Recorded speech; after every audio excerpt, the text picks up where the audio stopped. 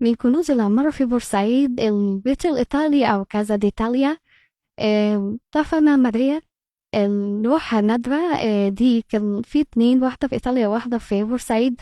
بتاعت إيطاليا ضربت في الحرب وفضل شعار الفاشية موجود في بورسعيد يحمل اسم موسوليني. آه، طيب، والحالة المعمارية الآن يرثى لها.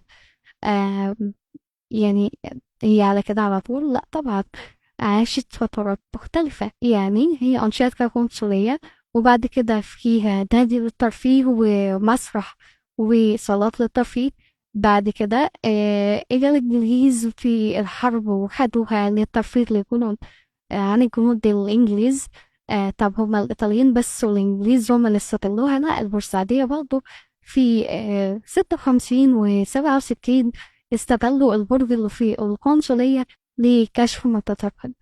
طيب، هو الحالة المعمارية دلوقتي هنجيب لكم صورة للضرب اللي كان في 56، والحالة اللي كانت يرسل دي 56. طبعا المحافظ سامي خضير تم التجديد في عصره مرة واحدة. طب واحنا عايزين ايه دلوقتي؟ عايزين تجديد تاني، عايزين الحفاظ على التحفة المعمارية دي. آه حرام ان احنا هي تستغيث ونحن لا نبيس. ده حالها الحالي. ويبقى كده خلص الكلام. يا سادة الكرام، أبيسوها سلام.